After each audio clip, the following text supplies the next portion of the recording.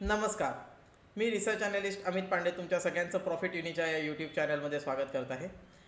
आज बजेट तर आता झालेलं आहे. आज आपण बघणार आहे बजेटच्या नंतर मार्केटमध्ये कशी मूव्हमेंट झाली, काय काय झालं निफ्टी, बँक निफ्टी आणि फिन निफ्टीमध्ये जे आपण ऑलरेडी डिस्कस केले होते लेवल्स, त्याच्यामध्ये कशाप्रकारे ट्रेड एक्झिक्यूट झाला. टायटन जो स्टॉक आपण ऑलरेडी रेकमेंड केला होता बाय करायसाठी मागच्या महिन्यापासून आपण सांगत आलेलो आहे आणि रिसेंटली 2 दिवसा आधीच्या व्हिडिओमध्ये पण आणि संडे लेक्चरमध्ये पण आपण डिस्कस केला होता टायटन आणि टार्गेट आपण दिलं होतं वरती. ते सगळे टार्गेट्स आजच अचीव झाले.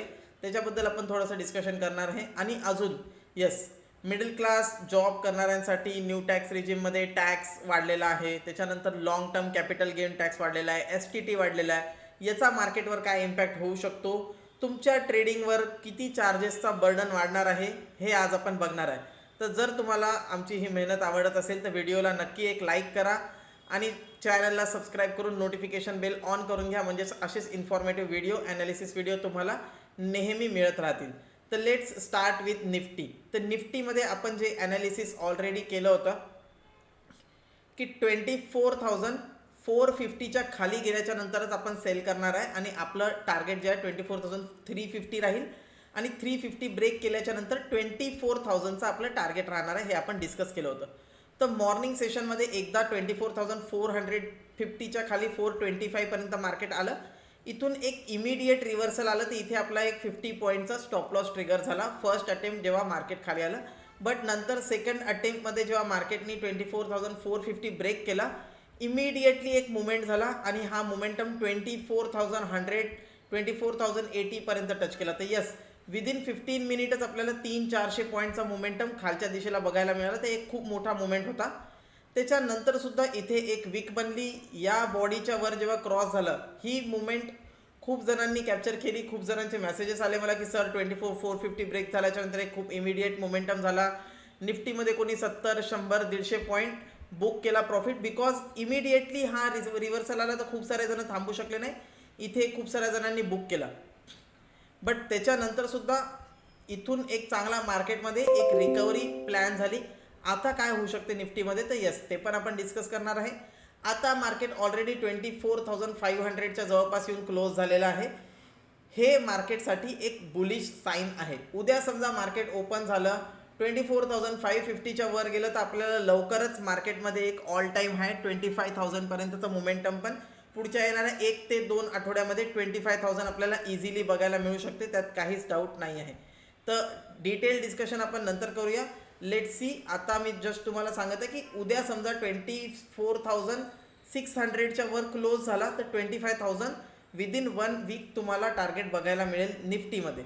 Let's go to Fin Nifty. Fin निफ्टीवर डिसाईड करूया. फिन निफ्टीमध्ये आपला first attempt first target touch hit झाला आणि आज आपली फिन निफ्टीची एक्सपायरी पण होती. तर आपण मेजॉरिटी लोकांनी फिन निफ्टीच ट्रेड केला होता. मी पण फिन निफ्टीमध्येच ट्रेड करत होतो. फिन निफ्टीमध्ये आपण ऑलरेडी डिस्कस केला होता लेवल 23,400 ब्रेक केला की आपण ट्रेड करणार आणि आपलं एक टार्गेट जे असेल 23,000पर्यंत टार्गेट असेल खाली. तर 23,400 ब्रेक केलं, इमिडिएटली मुवमेंट झाला, 200-300 पॉईंटचा मुवमेंट झाला, खूप फास्ट मुवमेंट झाला. तर ज्यांनी कॅप्चर केला त्यांना एक चांगला टार्गेट बघायला मिळाला खालच्या दिशेला. नंतर मार्केट जे आहे ते कव्हर पण झालं. तर फिन निफ्टी आपला आज एक चांगला टार्गेट देऊन गेला.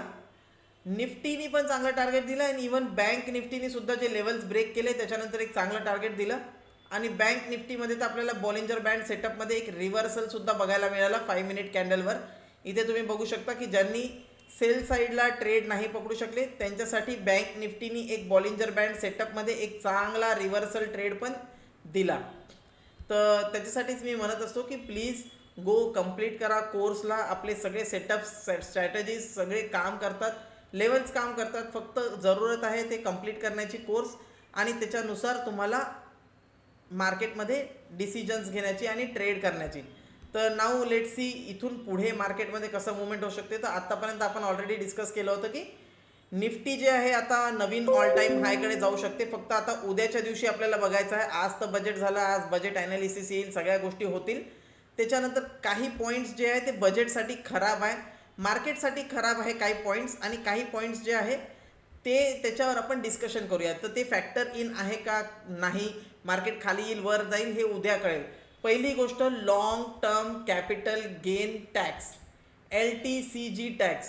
तर हा टॅक्स पहिले 10% होता, याला वाढवून आता 12.5% करण्यात आलेला आहे. म्हणजे याचा अर्थ काय आहे की कोणता पण ट्रेड जो तुम्ही 1 वर्षापेक्षा जास्त कॅरी करता, either it's mutual fund, share, काही पण तुम्ही बाय केलेला आहे, त्याला 1 वर्षापेक्षा जास्त होल्ड केलं आणि त्याच्यामध्ये प्रॉफिट होत असेल तर आधी तुम्ही 10% टॅक्स पे करत होते, आता तुम्ही 12.5% टॅक्स पे करणार.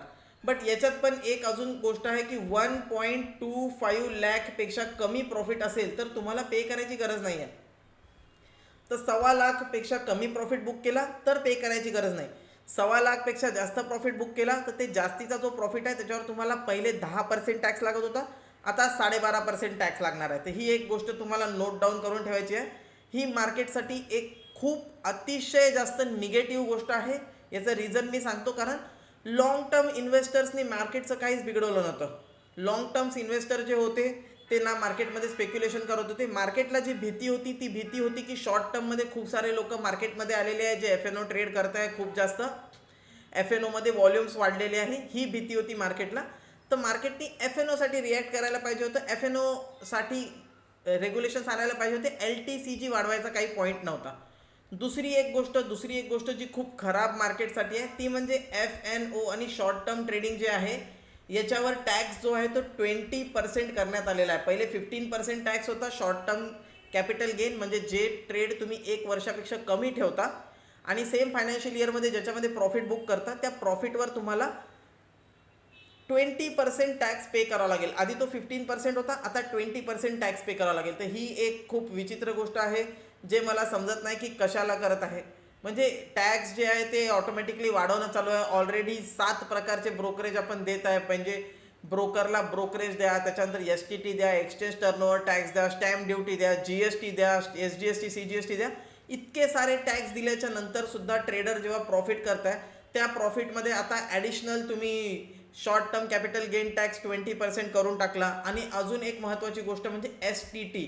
जर STT काय आहे हे तुम्हाला माहीत नसेल तर एकदा कॉन्ट्रॅक्ट नोट उघडून बघा. त्याच्यामध्ये ब्रोकरेजपेक्षा जास्त जर तुमचा खर्च होत असेल तर तो होतो ॲज अ ट्रेडरचा STTमध्ये. STT सगळ्यात जास्त तुमचा मेजर कॉन्ट्रीब्युटर आहे एक्सपेन्सेसमध्ये. ब्रोकरेज तुम्हाला कमी लागते, STT जास्त लागते. आणि STT आहे सिक्युरिटीज ट्रान्झॅक्शन टॅक्स. हा टॅक्स पहिले होता 0.1%, आता हा करून 0.2% करून टाकलेला आहे. तर याचा सिम्पल मी तुम्हाला सांगतो की पहिले 1 करोडचं तुम्ही टर्नओव्हर केलं तर 1,000 रुपये टॅक्स लागत होता, आता STT लागत होता. आता 1 करोडचं टर्नओव्हर केल्यावर 2,000 रुपये STT लागणार आहे. तर ही खूपच खराब गोष्ट आहे मार्केटसाठी. आणि जे लोक रेग्युलरली इंट्राडेमध्ये फ्युचर्समध्ये मल्टिपल ट्रेड करतात, स्कॅल्पिंग करतात, त्यांच्यासाठी ही खूप जास्त खराब गोष्ट असणार आहे. कारण त्यांना आता ब्रोकरेजपेक्षा जास्त STT द्यावं लागणार आहे. तर मे बी फ्युचर्सचे व्हॉल्यूम्स पडू शकतात. ऑप्शन्समध्ये जे ट्रेड करतात ऑप्शन्समध्ये पण तुम्हाला STT द्यावं लागेल. तर यस, डेफिनेटली हा जो आहे मार्केटसाठी खूप खराब गोष्ट आहे. याच्यासोबत अजून बजेटमध्ये काय काय गोष्टी आल्या, अजून एक गोष्ट आली बजेटमध्ये जे म्हणजे की जे न्यू टॅक्स रिजिममध्ये लोक आहे, न्यू टॅक्स रिजिममध्ये पहिले 7 लाखपर्यंत काहीच टॅक्स नव्हता. आता 7 लाखपर्यंत, आता 3 to 7 लाखच्या रेंजमध्ये 5% टॅक्स करण्यात आलेला आहे. तर मला हे कळत नाही की जे पण अर्निंग इन्कम आहे, मिडल क्लास इन्कम आहे, त्याच्यावरच टॅक्स जो आहे तो आता वाढत चाललेला आहे. आणि आपल्याला हे दिसत आहे की मार्केट असो, मार्केटमध्ये टॅक्स, कोणी अर्न करत असो, अर्न करणाऱ्या गोष्टीवर टॅक्स. तर हे नव्हतं व्हायला पाहिजे. This is also will be treated as negative. तर खूप सारे निगेटिव्ह जास्त आहे, पॉझिटिव्ज पण आहे की खूप जास्त इन्व्हेस्टमेंट, त्याच्यानंतर फोकस जो आहे इन्फ्रास्ट्रक्चरमध्ये आणि बाकीच्या सेक्टर्समध्ये जे आहे अफोर्डेबल हाऊसिंग, याच्यामध्ये स्पेंड जो आहे तो स्पेंड वाढलेला आहे. येस, काही चांगल्या गोष्टी आहे. स्टँडर्ड डिडक्शन जे आहे, पहिले तुम्ही 50,000 क्लेम करत होते, आता 50,000चं 75,000 करण्यात आलेलं आहे. स्टँडर्ड डिडक्शन तुम्ही 75,000पर्यंत क्लेम करू शकता. ही एक चांगली गोष्ट आहे. पण त्याच्या अगेन्स्टमध्ये जेवढे टॅक्सेस वाढवलेले आहे ते खूप वाईट झालेलं आहे. तर लेट्स सी याचा इम्पॅक्ट जो आहे तो आपल्याला आता उद्या बघायला मिळेल. उद्या आपल्याला सगळ्यात पहिले एक गोष्ट बघायची आहे की मार्केट जे आहे 24,300च्या लेवलला कसं बघते. निफ्टीमध्ये 24,300 हा जो लेवल आहे हा खूप इम्पॉर्टंट असणार आहे. कारण मार्केट जेव्हा ब्रेक केलं त्याच्यानंतर जेव्हा रिकवर करत होतं तेव्हा याच लेवलला खूप जास्त वेळ इथे ट्रेड केला, त्याच्यानंतर एक ब्रेकआउट दिला 350 पासून आणि मार्केट जे आहे 24,500 पर्यंत आला. तर आता वापस जर खाली आलं 300च्या तिथे कसं ट्रेड करते हे खूप इम्पॉर्टंट आहे. 300 मार्केटमध्ये सपोर्टचं काम करेल. वरती रेजिस्टन्स जे आहे 24,600ला जे आहे रेजिस्टन्स आहे. तुम्ही बघू शकता हा जो लेवल आहे मार्केटमध्ये हा एनिवे रेजिस्टन्सचा लेवल होता. पहिलेपासून रेजिस्टन्स इथेच होता मार्केटमध्ये. तर एकदा मार्केट समजा गॅप अप उघडलं, फ्लॅट उघडलं आणि रेजिस्टन्स जर ब्रेक करत असेल 24,600 तर आपल्याला 25,000 जे आहे ते इझिली बघायला मिळेल. पहिलं टार्गेट 24,850, दुसरं टार्गेट 25,000 इथपर्यंत मार्केट नेक्स्ट वीकमध्ये जाऊ शकते. तर याच्यासाठी आपल्याला प्रिपेअर राहायचं आहे. निफ्टीमध्ये बँक निफ्टीची उद्या एक्सपायरी आहे, तर बँक निफ्टी डिटेलमध्ये आपण डिस्कस करूया. आज बँक निफ्टीमध्ये एक चांगला मोमेंटम बघायला मिळाला आणि बँक निफ्टीमध्ये एक सेलिंग साईडला पण मोमेंटम चांगला बघायला मिळाला. 51,000 ऑलमोस्ट 51,200 पर्यंत मार्केट आलं, जे की आपण म्हटलं पण होतं, जे पण आपण डिस्कस पण केलं होतं की 51,900 ब्रेक केला तर खाली 51,000 आणि 50,500 पर्यंत टार्गेट येईल. बट 51,000 नाही, बट त्याच्या जवळपास 51,200 पर्यंत टार्गेट आलं. एक खूप मोठं टार्गेट आपल्याला खालच्या दिशेला बघायला मिळालं. बट येस, डेफिनेटली खूप कमी जण असतील ज्यांनी याच्यामध्ये प्रॉफिट बुक करू शकले. कारण तुम्ही इथे बघू शकता ट्रेड कसा होत होता. मार्केट खाली येत होतं, अगेन एक पुल बॅक, अगेन खाली, अगेन पुल बॅक, अगेन खाली, अगेन खाली आणि इमिडिएटली रिव्हर्सल. तर मार्केटमध्ये वन साईड मोमेंटम पाहिजे, तेव्हाच ऑप्शन बायरला पैसे मिळतात. अशा मोमेंटममध्ये खूप जास्त चान्स आहे की ऑप्शन बायर एक तर टिकू शकले नाही. ज्यांनी पण इथून ट्रेड केलं खाली टार्गेटसाठी ते टिकू शकले नाही. कारण पहिले मार्केट खाली येत आहे 300-400 पॉईंट, इमिडिएटली सिंगल कॅन्डलमध्ये 300-400 पॉईंट रिव्हर्सल, वापस मार्केट खाली येत आहे, वापस रिव्हर्सल. तर असे मार्केट खूप डिफिकल्ट असतात ट्रेड करायला. ज्यांनी पण ऑप्शनमध्ये ट्रेड केलेला आहे डेफिनेटली नो की कोणीच थांबलेलं नाही. पण ज्यांनी हा प्रॉफिट बुक केला तो केला असेल, हा प्रॉफिट बुक केला, येस ते प्रॉफिट बुक करू शकले. अगेन हा रिव्हर्सल ज्यांनी ट्रेड केला त्यांच्यासाठी म्हणजे मार्केटमध्ये बाईंग साईडला एक क्लिअर प्लॅन होता की बाईंग साईडला ट्रेड करू शकू. पण सेलिंग साईडला जे आहे ते प्रॉपर एवढं मार्केट इमिडिएटली जसं खाली यायला पाहिजे तसं आलं नाही. याचं रिझन काय असू शकते, तर मेजर रिझन आहे लिक्विडिटी, की मार्केटमध्ये खूप जास्त पैसे अजून पण इन्वॉल्ड आहेत. जर गव्हर्नमेंटचा हे विचार होता की STT वाढवल्याने, टॅक्सेस वाढवल्याने लोक मार्केटमध्ये येणार नाही, तर इथे गव्हर्नमेंटनी एक खूप मोठी चुकी केलेली आहे. कारण STT वाढवा, काही पण वाढवा, मार्केट जेवढे चांगले रिटर्न्स देत आहे, मार्केटमध्ये जेवढी जास्त लिक्विडिटी आहे आणि इतके सारे लोक अजून पण मार्केटमध्ये फक्त आणि फक्त 3% लोक जे आहेत इंडियामध्ये ते पार्टिसिपेट करतात. याच्यापैकी हार्डली 1% लोक जे आहे ते FNO करतात पूर्ण टोटल पॉप्युलेशनचा. तर येणाऱ्या टाईममध्ये हा नंबर फक्त इन्क्रीजच होणार आहे. व्हॉल्यूम इन्क्रीज होतील, लोक जास्तीत जास्त लोक येणारच. जर लोकांना येण्यापासून थांबवायचं होतं तर जे डेली एक्सपायरी आहे, मंडेला एक्सपायरी, ट्यूजडेला एक्सपायरी, वेनसडेला एक्सपायरी, थर्सडे, फ्रायडे, जे डेलीच्या एक्सपायरी होत्या याच्यावर एक थोडंसं कर्व डाऊन करायला पाहिजे होतं की डेली एक्सपायरी नसेल, ओनली वेनसडे आणि थर्सडे एक्सपायरी असेल. किंवा पहिलेसारखं मार्केट फक्त थर्सडेला निफ्टी बँक निफ्टीची एक्सपायरी, असे काहीतरी रूल्स एक्सपेक्ट करत होतं की असे रूल्स आले असते तर लोकांचं पार्टिसिपेशन जे आहे ते कमी झालं असतं. बट आता टॅक्सेस वाढवल्याने फक्त गव्हर्नमेंटचा रेव्हेन्यू वाढेल, लोकांचं पार्टिसिपेशन कमी होणार नाही. तर आय होप तुम्हाला कळलं असेल सोप्या भाषेत की बजेटमध्ये नेमकं झालं काय. ओनली टॅक्सेस वाढलेले आहे. निफ्टी बँक निफ्टी आणि फिन निफ्टीमध्ये आज आपला एक चांगला ट्रेड झाला. टायटन आपण ऑलरेडी डिस्कस केला होता. लेट सी टायटनचा एकदा चार्ट बघून घेऊ. आणि टायटनमध्ये आपण एक गोष्ट ऑलरेडी पाहिली होती की टायटन जो आहे कंटिन्युअसली जिथून आपण बाय दिला तिथून त्याच्यानंतर तो खाली गेलाच नाही आणि कंटिन्युअसली होल्ड करत होता. खूप दिवसापासून 3250चा लेवल होल्ड करत होता टायटन. आणि आज जी आहे त्या न्यूज नंतर टायटन फाटला.